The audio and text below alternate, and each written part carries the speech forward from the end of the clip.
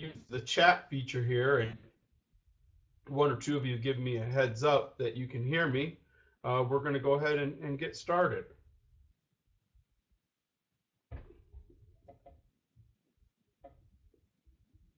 Okay, thank you, Lynn. Lynn just chimed in and said, I can hear. I'm going to assume everybody else can hear, and just to let you know, you are all unmuted.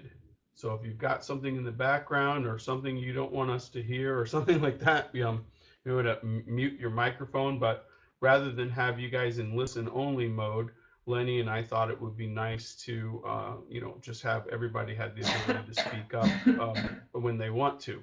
So we're going to get started here. Welcome and thank you. My name is Jim Bates. I'm one of the founding partners of Sports Club Advisors, and we are starting a monthly webinar series called the ROI of Tennis. I'm fighting a cold, so I'm going to be coughing a lot. I'm going to apologize up front for that. I'm going to do it right now. Excuse me. And we have Lenny Schloss, CEO of the Billie Jean King's EyeCoach, which is a paradigm shifting training system that's in the market right now. So we're going to go ahead and get started and do this. Start off with a little introduction and some housekeeping items. So the housekeeping items are, and if everybody can see this screen, I hope, it says housekeeping items, and it says the goal of the webinar series to increase the value of your club. You'll see this little formula here that I like to call ERV. It says V equals I over R minus G. And what that is V stands for value. The I in the numerator is a representation of earnings. I use net income. And for the purposes of this presentation, we're going to think of that I in the numerator as net income or profitability, okay? Not gross revenue, not gross margin. You know, some people talk about EBIT, EBITDA, adjusted EBITDA, all these other things. Just think of that I in the numerator as net income, okay? In the denominator, we have R minus G, okay? R stands for risk. And in any privately held business or any business in general, there's a risk factor involved in the business. Where is it located? What industry it is? How profitable is it? Is it growing every year? What size is it? All those different types of things. When I was with an investment bank downtown Chicago, when we evaluated the R in the denominator, we usually had a checklist of about 54 different variables that we examined to kind of come up with this measurement of risk, if you will. Okay, and then this G in the denominator, that stands for growth. Growth in the profitability, growth in what we're measuring up there in that numerator, that net income. Okay, and because this is kind of a capitalization of earnings formula, we want to think about this as the long-term growth. So it's the growth over at least a minimum of a 5 to 10 year period, not just what it's going to be next year or the year after. Because that's important to know, because if we're looking at that long-term growth, it's usually never going to be anywhere outside of a kind of a 0 to 6% range. Okay, so keep this valuation formula in mind. We're going to come back to it later in the presentation, and we're going to try and tie everything together in what we're doing and what that ultimate goal is. How do we increase the value of the club, the value of whatever operating entity we've got going on? So the other goals of this today, as well as the future webinars, are going to be, we're providing education, sharing ideas, and introducing useful tools. And why are we doing this? Well, tennis is in crisis.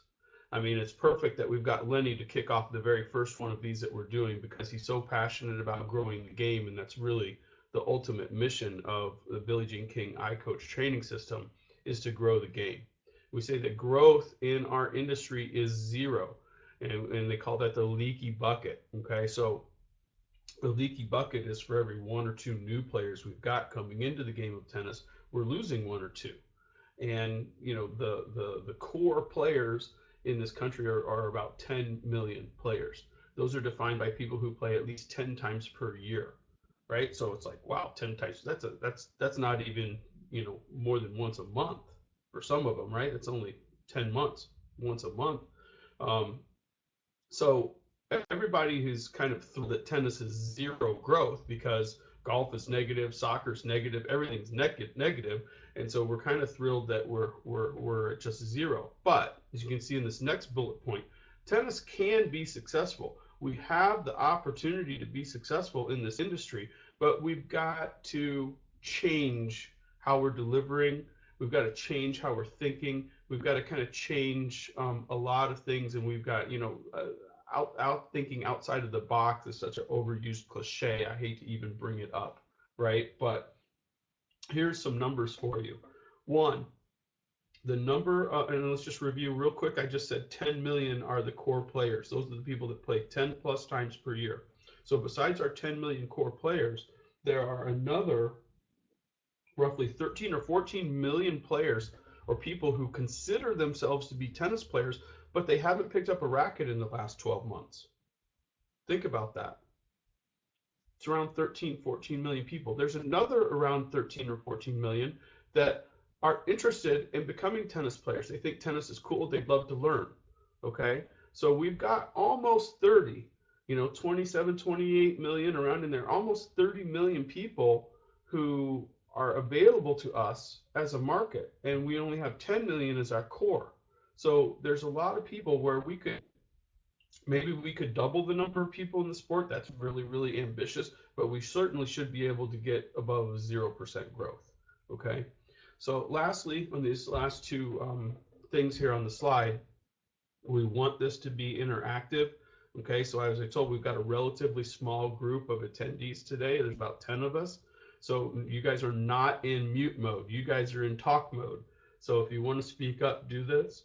And lastly here, this is going to be difficult. I say this is not infomercial. And that's going to be kind of hard to get across because this whole thing is going to seem like an infomercial. But trust me when I just tell you that, our mission is to try and grow the game. Our mission is to share ideas and introduce useful tools. All the people who are going to be doing these webinars each month are leaders in the industry, and I've had direct influence with, their service or their ideas, and I know that they're going to be useful and great for everybody if they embrace them. And so please understand that while this might look like an infomercial, that is certainly not our intent. Our intent is to help grow the game. Okay, so with that, we're going to kind of get into this paradigm shifting training system with the EyeCoach, and then I'm going to tie it back in to some numbers and the value of your club towards the end here. And so Lenny may start to jump in a little bit here, but in essence, like I said, our mission is to expand tennis together. If we want to all continue to be in this industry as club owners, I'm a consultant, but I also own a head pro contract here in Chicago at a small summer club that I have guys who run it for me. So I'm kind of a club owner, I'm a consultant, but we have tennis pros I know that are on here today. If we want to continue to have jobs, we can't have an industry that is at zero growth or negative growth. So we want to expand tennis together, and we all know it's shrinking. And part of the problem why that 14 million people who they say they'd like to learn tennis don't really do it is because of the second bullet point here. You see, tennis takes too long to learn, and coaches repeat the same instruction over and over and over because we have to have so many reps, and it takes forever to have success. I mean, we certainly have made some strides as an industry to finally adopt red, orange, and green a few years ago with the 36-foot courts and the 60-foot courts. So kids are actually able to play and be able to rally sooner. And if they can rally and serve and score sooner, they're having more fun, they're having more success. Guess what? They like tennis, they want to keep playing. But if they don't have success, they don't stay in the sport. And we have an interesting statistic that a lot of us that were at the International Symposium last week learned was that if a person plays only once per week, A new player coming in that only plays once per week, you'll probably lose them sometime in the first 20 months for sure, and they don't stick with the sport. Okay, so how do we get people to learn and have more success faster? Well, so we know that the points only last 4 hits on average, and that 70% of the points in errors. We know that there's more success when they hit the center of the strings. That's in the sweet spot, right? And the thing that the training system has discovered, and Lenny jump in here, is about 70% of, or 60 to 70% of all shots are not on the sweet spot. Sorry about that.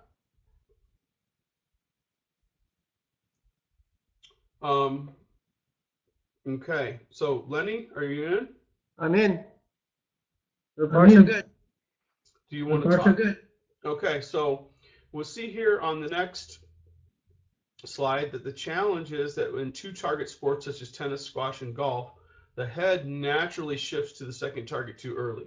I'm getting better at this in tennis because of the EyeCoach. I'll tell you what, I'm going to try and use this for golf because it's probably the biggest problem I have when I play golf.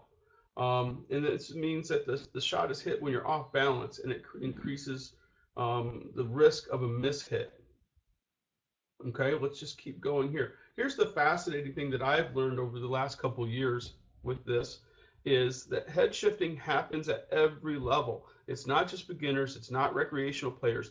It's happening on the pro tour, it's happening with Division I college players. It's all of us. It's all of us that are doing 6 out of 7 shots, or 6 or 7 out of 10 shots, I should say, aren't hitting the sweet spot.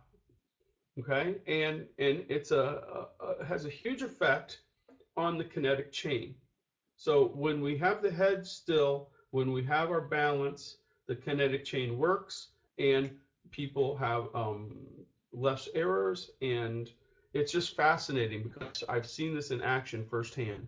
Okay, here's a brief slide on 3 to 10 are not hit in the sweet spot, and the utilization of this EyeCoach can take that from 3 to 10 to 6 out of 10, and the improvement in the students is really quite dramatic. Okay, so it's a revolutionary delivery system that stops head shifting. The thing that I like when my coaches are on the court is you can be right next to the student. Right, so if you're working on a certain thing with footwork or spacing or a certain technique or whatever it is, and you've got the still ball, rather than my coach being up at the net or back at the baseline on the other side, my coach is right next to the student. Okay, so between the coach being right next to the student and the fact that the ball is still, you can have a student hitting topspin much faster than normal. You can have a student change a technique or add a certain element much faster than normal. So it not only reduces the errors, but it just helps them they get it. Whatever you're trying to teach them, they get it quicker. Okay. So the study, and I'll let Lenny talk about this after I kind of get through setting the table here. But he has actual studies that show this, improve this. So you're increasing their balance, you're increasing the balls that actually hit the sweet spot. Because you're on balance, your recovery time and setup for the next ball, as we know, is time management skills in recovery and in anticipation and things like this are crucial to the game as well. And so all of these things add up to them playing better tennis quicker. So they have more self-confidence and they're motivated and they want to get out there, and it's really been fun to see some results. So how I use it and my pros use it is we go from the still ball, right, to a tracking ball to a live ball. And then at any time that the technique or the kinetic chain or things like that break down, we always have the still ball or the EyeCoach system to go back to and fix or reinforce and then gradually progress back in with the tracking and the live balls again. So it's kind of a constant iterative process, but the still ball just helps us go up the learning curve so much quicker that it's just fantastic. So I'm going to show you a couple of slides real here that you can see the difference. Here, this is a performance player here. On the left, you can see the head is not in a line. You can see that the ball is being mishit. It's not in the sweet spot. You see that red box there. And you can see the right foot, the back foot, is already off of the ground. So you're going to start to have a balance issue and a recovery issue. Now you look at the very next frame on the right, you can easily see the ball is right in the sweet spot. That right leg is down and planted, so the balance is better, the recovery is going to be better, all those types of things. So I'm just going to quickly take you through. This is what a performance player looks like. How many people have this guy in your club? Yeah. I was just thinking. It's up to you, but flip to the video. Okay. And finish up with that, and I can give a brief introduction. That was an excellent. I recognize a couple of my buddies in here. Hi guys. I hope you like this video. But for those who haven't met, the idea of this conference, why Jim said get involved is what we all want to make more money. And it's hard. There's a lot of pressure on the industry. There's a lot of pressure on us. So how does this equate to more money? I'll tell you a short story. I had a knee replacement 4 years ago. I think $1,000 or something. And what was I shopping for? This hospital could get me out of there in 4 days. The other one could get me out in 3 days. The other one could get me out in 2 days. They are all pretty name brand hospitals. Guess which one I picked? The 2 days. It's faster. Faster is what we're all looking for. We don't want to sacrifice.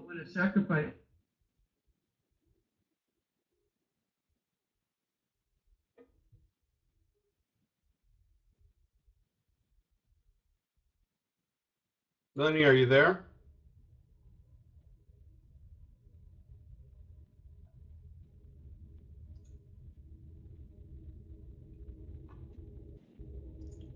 Okay, we've lost Lenny. Craig just said difficult hearing Lenny. Mike, you're typing something. Did we lose Lenny? We lost Lenny. Okay, that's fine. I'm sure he'll come back in here. He'll probably have to X out and come back in. I'm going to get back into this presentation real quick, and we'll keep going. And I'll show you the video, and then when Lenny gets back online, he can jump back in. So I was just showing you some of these before and afters. You know, here we go. You can see here with this gentleman, he's got a lot of things going on, right? He's got a left arm hugging himself and a right leg up and that kind of a thing. And 15 minutes, and look at this before and after picture here. So I think you guys get the idea. It's really quite powerful. And, you know, when you have, clicking through pretty quick, look, here's another one. Here's a high performance player. So here's an adult. It's a pretty dramatic difference. This is in 15 minutes. So how do we enhance the value, right? So when you have students that are playing better tennis, they're having more fun, they're more self-confident, they're going to use the club more often. And more court fees, clinic revenues, and other programming. Mike, you said music playing over the top of talking. I was going to start the video and it started for 1 second and did that, but it's still not happening now, is it?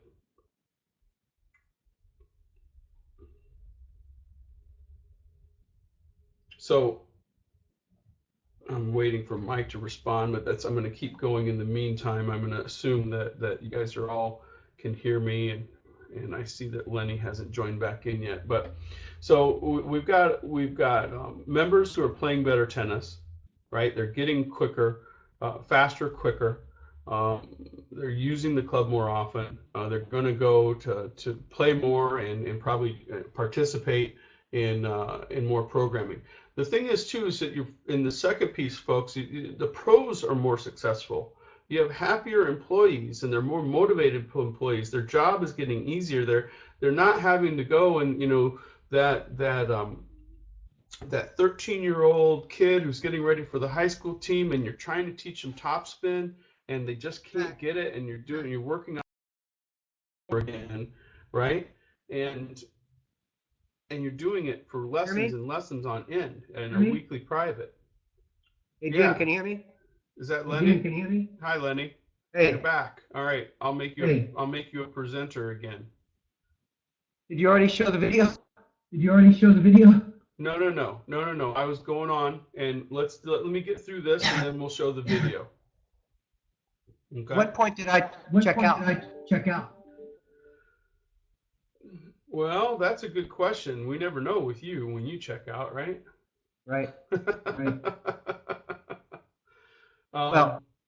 So let me just go ahead, and I'm right in the middle of this slide here. Okay. So let me keep going here, and then I'll put the video on, and then I'll just turn everything over to you. Okay. So where we're at here is we've got pros that are more successful, right? Because that student that you keep doing the same thing with, trying to get past this topspin or get past this one issue, they're getting through it quicker, right? And so they're more motivated, and it's more fun for them because the students are getting there. The other thing is, and you're going to see in the video that we eventually show, and I can talk a little bit about, you're going to see an example here when I should put up the numbers, is you have more efficient operations or the delivery system. So using this still ball trainer, you're able to organize large groups a lot easier, right? And you can make some efficiencies. Like for example, large numbers in like summer camps and different things like that. Your revenue per court goes up because you're just able to organize things better. You can really kind of push that student to pro ratio or a ratio when you have events and things like that. So we'll talk about that some more. Okay, so here we're going to look at some numbers, because remember, the goal here of this webinar series is how do we increase the value of the club. So even though we're going to be introducing tools and ideas and different things from the industry leaders, we're always going to tie it back to this. So here's that valuation formula that I showed in the second clip, right? And so I'm going to stick some numbers in there. So I'm going to assume that we've got a club that's making $200,000 in profit. That's in the numerator there, okay? Our R is 33%, and our growth is 2%. So if we do the math there, it comes out to value of a cash flow stream. It's $645,000, okay? That's what we're going to assume that the club is at right now. Let's look at what happens if we just do a couple little things, right? So this is an example of a club where they do this drop-in clinic 3 times per week for the members. They cap it at 16 players, and they always use 3 courts for the 16 players, and they've got 3 pros doing it. So at $15 an hour, you're bringing in $240 in gross revenue for that hour of that clinic. And you've got 3 courts at an $18 an hour court fee, and you 3 pros where you're paying the pros $30 a pro for the hour. So you look at that, you've got a gross margin there of $96. But what we really figured out with this drop-in class and utilizing 2 EyeCoaches and setting drills up on the court is that we really didn't need to have 3 pros out there, and we didn't need to use 3 courts. And look what happens then. So, and actually, the clinic flowed better, and they had more fun. And I would argue that it was much more efficient in actually helping the players to become better during that clinic. So if you take just little things like this, instead of having, almost roughly 5 players per court spread out on 3 courts with 3 pros, we took it down to 8 players per court on 2 courts with 2 pros, and we're able to have a 50% increase in the gross margin. So there's going to be opportunities where you can utilize this in your already existing programs, and your revenue per court goes up, but the quality of the lesson actually is going to go up as well. People are going to think, well, if you cut it down to less courts or cut it down to less pros, the quality is going to go down. And I'm going to argue with this that if you set this up correctly, it doesn't. And so now we've got a 50% increase to the gross margin. So keep that in mind there. What does that do to our valuation equation, right? So in essence, I've got that extra gross margin from the 3 days a week. Let's say I'm increasing my net income from 200,000 to 212,000, just 12,000 a year, right? And that adds 40,000 of value, or a 6% increase to the value of your business. It goes from 645 to 684.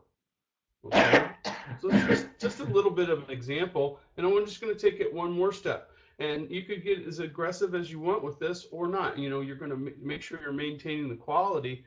But I think that what you're going to see is people are going to like it. They're going to get a better workout. They're going to learn quicker. They're going to have more fun. The pros are going to be happier. It's a win-win for everybody. So the other way to look at this is, what is the value of each person walking around your club, right? I'd like to argue that, each person walking around your club is like this little pile of money, if you will. And each person represents this like pile of $3,000. And so you can see on the left, I said, what is this one frequent student? Maybe they're doing 1 private per month. They're taking 1 clinic per week. They're maybe doing 4 special events over the course of a year, maybe a club championships and a mixer on a Friday night or something like that. And then they play 3 other times per month on their own, whether it's getting out and hitting singles or doing some doubles or whatever. So that particular frequent student here is bringing in a gross revenue of $1,756, let's say, and let's say that 10% of that can flow to your profit. Okay, what if they start playing better? What if they have renewed enthusiasm about the sport? What if they are able to go from a 3.0 to a 3.5? Could they then go, wow, this is great, I want to keep going? Maybe they take 2 privates per month instead of 1. They keep with 1 clinic a week, but instead of only doing, a club championship and a mixer or things 4 times a year, they want to play more because they're getting better and they're having success. So they're signing up for 8 special events over the course of a year versus 4. And maybe they're adding an extra play occasion each month. So there's a little bit of extra court fee. So really what we've done is, you can see between the left and the right,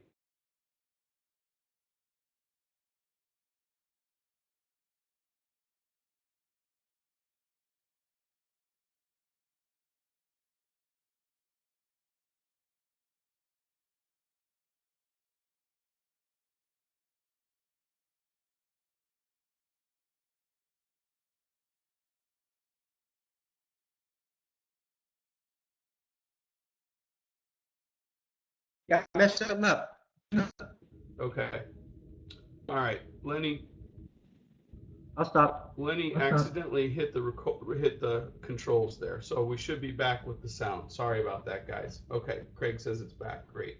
So I'm not sure where you lost me, but I'm on the bottom, these bottom bullet points here.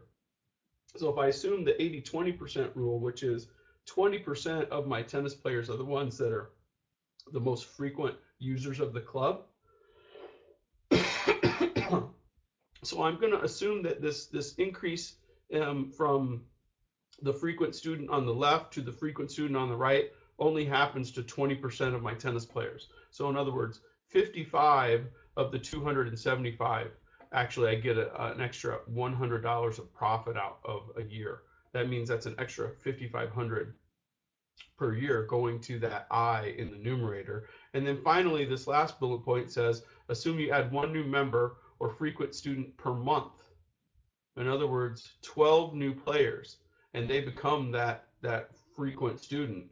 So there's another 3,300 of profit that is going to the bottom line. So let's take a quick look at what the math works out to be for that. So we've taken the income, the numerator, from 200 in our original example to 221 now. But notice something that's happened in the denominator here. We had a growth, right? And I'm keeping the growth the same, but I've lowered the risk. Okay, and by lowering the risk, I think maybe I should have, I think maybe in my calculations, I increased the growth to 4%, and I forgot to change it on the slide. But I also, in addition to increasing the growth, right, because we have growth in the numerator now, I lowered the risk factor because I said, look, we have a club that was maybe flat, and now the club is starting to grow a little bit, and we've got happy employees, and we've got members that are utilizing the club more, and all those types of things. Now I'm going to look at that club with a higher degree of certainty. In other words, that risk factor has got to go down a little bit. So if I lower that risk and I increase the growth and I increase that numerator, look at what the value is now.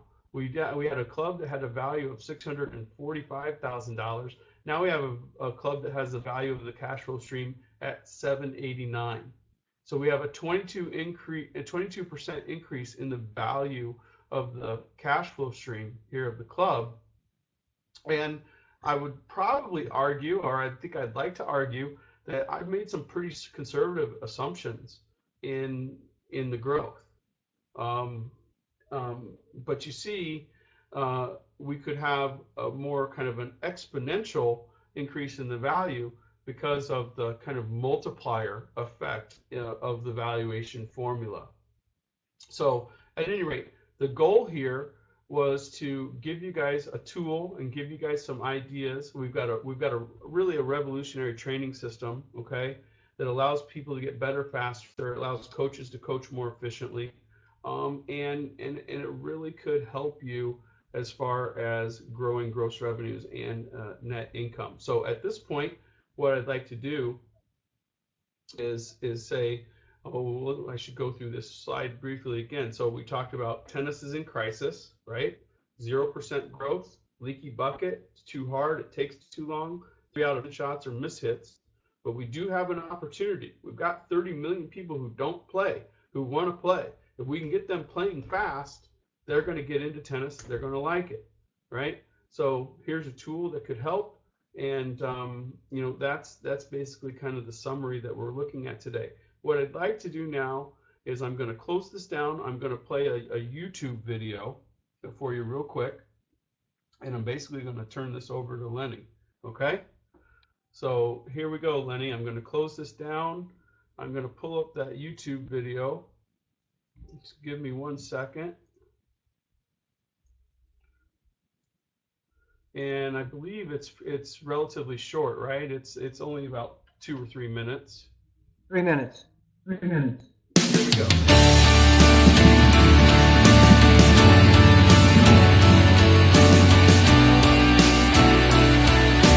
I can't see it.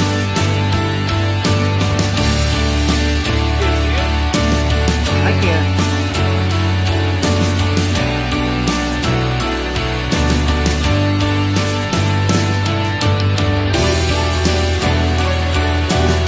Anybody else?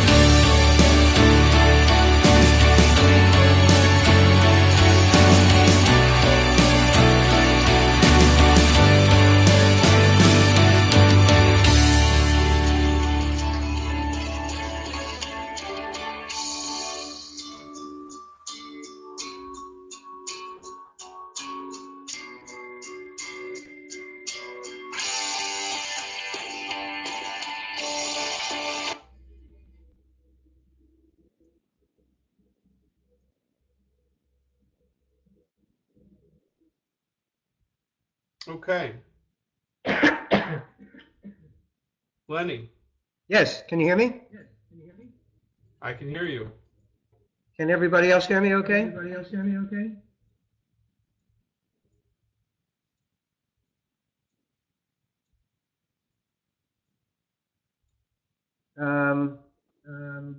All right. Yes, Yes, we're yes. in. Dale says yes, and Craig says yes. So, Lenny, I'm going to this summary screen that I was at before we went to the video, and I'm going to let you run with the ball. Well, I think let's all kind of connect together. The key for all of us is we're always looking for the most efficient way to get to the end goal. And the end goal is in this sport, and you coach, is you really want your students to get it, learn it, put smiles on their faces, and of course the benefits come from the smile, and the benefits come from the faster they feel that they're learning, they get more self-confidence. And this is absolutely the fastest way a coach can deliver whatever they want faster. So our expression is, we don't want to change what we're coaching. We just want to coach how we feed.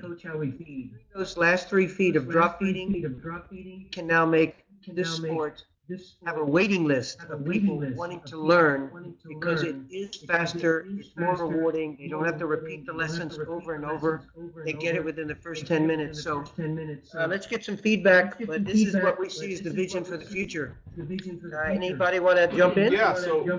Yeah, so I would say that everybody, we're in discussion mode. So if you have the mic on your computer, you can speak up, or if you like, and it might be more efficient, is to start throwing a question on the chat board, and I'll take the questions one by one as they come in on the chat board, and either myself or Lenny can answer those.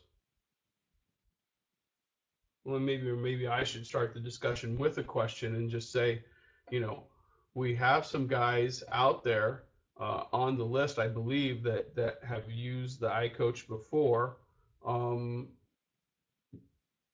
Talk about how you use it.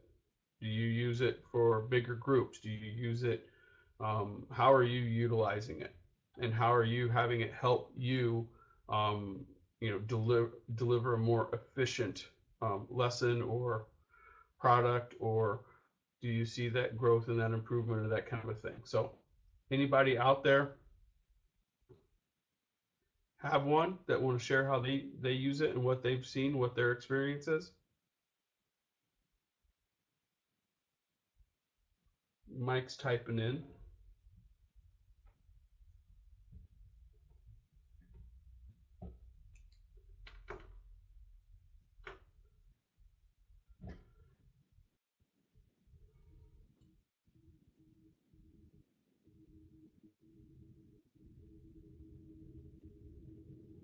Love to share. He doesn't have a mic on the computer. We got Grady. Oh, that was from Grady. So I'm just going to go on to the next slide, and we're going to keep talking here a little bit while we wait and see and get some feedback from the guys. The one thing that I didn't mention that the video kind of reminded me of, that is really, really nice as well, is there's no ball pickup, right? So I can make a lot of progress with a student. I can teach them top spin. I can do other things with their technique, with their balance, or with their spacing, or different things like that.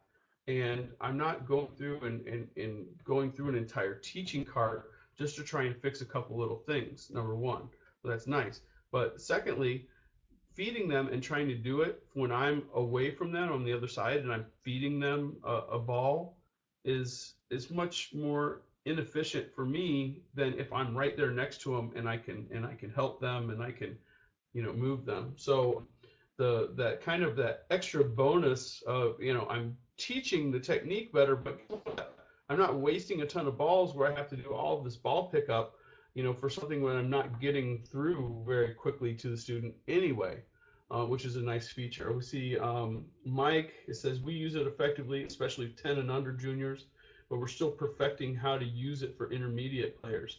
Oh, that's great. Lenny, you talk about that? Oh, Because you sure. can use it for you can use it for high performance. You can use it for any level. Yeah. Yeah. It's a third arm. It's a third arm. Whatever you've been doing with two, do the same thing with the third arm. Learn it faster.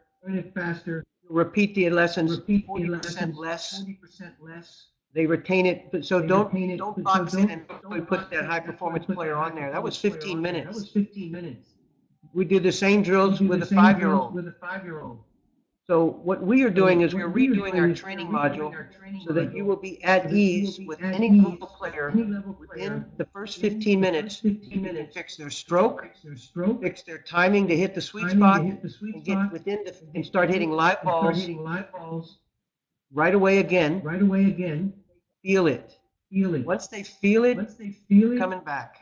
They can correct themselves. So it's hard to do this over the phone, but Mike, we will get the new with. We're working on it now. Grady's involved with helping us with how we're going to be formulating this module. But it's going to be really clean, really simple, so that anybody who comes to your court can be the #1 player from your state, and they now heard that you've got something special, and they want to figure out how they can get there faster, and they heard about you.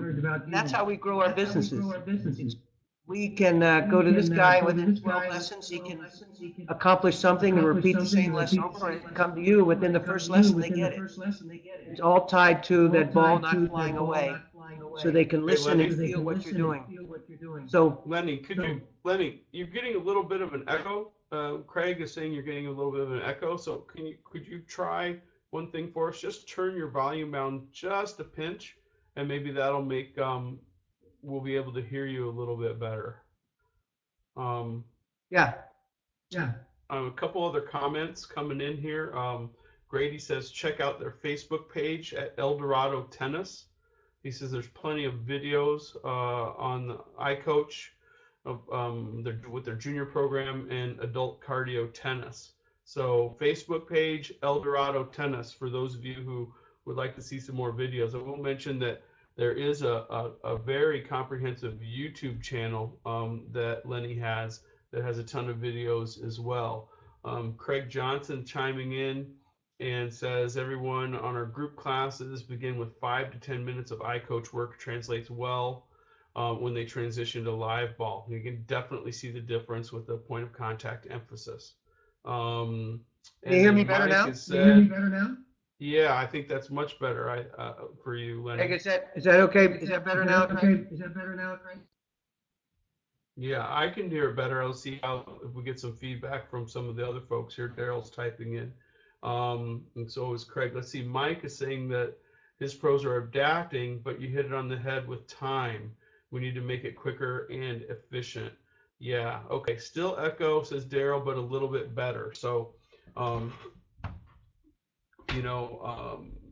again, so keep coming with some questions there, guys. So we've got, it's 11:49 here in Chicago. We were thinking about, trying to do, this as an hour. And so, we're welcome to stay on as long as you like. But keep some questions coming, or I'll turn it over to Lenny. I just want to make one comment here on this last slide. It says, thank you for attending. There is Lenny's contact information for anybody who doesn't have it, and there's my contact information for anybody who wants it. So if you come up with questions or something, or you want to set up a phone call with one of us beyond this presentation, please feel free to reach out to us anytime. You see, I've also got here on the next one where we've got the next webinar is going to be on March 16th with Mike Barrell. And so I'll get an invitation out to everybody for that, as well as I will send the slides of a slideshow of today's presentation. I'll send you a link where you can download that out of Dropbox or something if you like as well. So that'll be the follow-up to today's presentation. So Lenny, yeah, anything in closing while we see if we've still got some more questions coming in? Well, I hate to feel like I'm echoing in everybody's mind. Look, I think I know most everyone here. Hey, Daryl, I see you came on.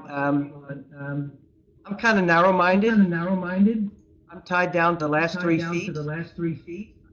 But I'm also open-minded that whatever we teach, we don't need to change that. It's just how we're going to feed a ball in the future. So don't give up the ship on the change that's going to be necessary to be made. We will make it easier for you to learn, but it is ridiculously harder when you drop a ball and try to give instruction. And that's all we've been given is one way to feed out of our hand, or out of our racket, and the ball flies away. And that problem is now solvable, can be solved. The whole reason I want you to see the 3-minute video is there are so many ways that you can have so many people on a court, and that revenue drops to the bottom line for all of us, because they are putting smiles on their faces. I know Grady and Craig and Mike, I think we met, and Daryl. We stay consistent. Whenever you see a problem, you can drop feed, and you will repeat that lesson. You feed it out of your hand or from the other side, you will repeat that instruction. All that can change if you get comfortable. Literally walking out, and it's always by your side. And they are rallying more. We allow them to focus on the ball. When we talk, we pull the focus away. So please try to stay in touch with me. I know everybody almost on here, so stay in touch with me. I know I'm being redundant about it, but it's absolutely what we all see happening all over the world now. We are making a difference. Go ahead, Jim. So yeah, and so I guess in closing, what I'd like to say is, and I put this other summary slide back up, right? So it says opportunities to grow exist. There's 30 million folks out there that don't play, right? And really, we talk a lot in our industry about how to do this and how to do that. It's mostly focused on the people who are already at our club. And certainly our existing members are important, right? And any good business person will tell you that it is much cheaper to keep an existing member, obtain a new one. But think about what you saw in that video. You saw EyeCoaches in a gymnasium. You saw EyeCoaches out in a backyard. You saw EyeCoaches being used with Special Olympians. This EyeCoach, in going out and attacking this 30 million segment that aren't playing tennis that we could get into our game, this EyeCoach is a great tool for that, because you don't need a tennis court. You could take the EyeCoach to the mall. You could take the EyeCoach. I live in downtown Chicago. I could probably take the EyeCoach down to Grant Park and set up next to the Bean, and give little mini 5-minute lessons and hand out a pamphlet, or whatever the case may be. This kind of idea of doing some guerrilla marketing. This is a great tool to get out and do that. Go to a grade school and you can set up a couple EyeCoaches in the gymnasium. Go to the preschool. We've got 30 million people, folks. We've got to go get them. Jim. Yes, sir. Formula. Yes. We went from $1,000 in lesson revenues per court to $125,000 by using 10 square feet more effectively outside the building. We could go to flea markets anywhere we went. For every 1 hour, we brought back into the building 2 students after hitting on the machines and getting the feel of the point of contact and hitting the sweet spot. They wanted to learn. For every 10 outside the building, we put 2 new people into our programs. That's a lot of money. That was very little effort when you put that together. For every person who was in our clubs that had not had a lesson, we gave 3 lessons. We booked 1 out of every 2 for an average of, in those days, well, it's probably about $800 or $900 of instruction. New students. We rebooked them again and again. So our business grew from minimal effort, minimal expense. Our budget went down from 7% to under 3% because we went direct marketing and let them experience something that they could feel instantly. just like the students can do now. But this is how you grow the bottom line in terms of bringing new students in with that formula. We have the formulas. I'll be happy to share them with you. We perfected it. It hasn't been put into our marketing plan, but it's soon going to be something we can offer for recruitment outside. But this formula we have now, minimum of 20% more additional lessons will be taken when they use the machines properly. So I'll get off my soapbox. Thank you guys for being there. Thank you, Jim. We will keep all growing tennis.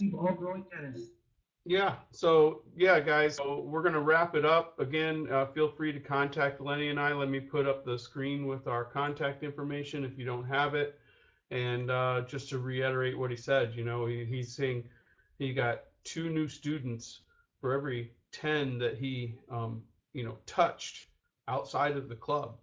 So, you know, and if you look at the slide where I kind of went, what is a frequent tennis player worth? I mean, that frequent tennis player is worth somewhere between $2,000 and $3,000 a year in revenue.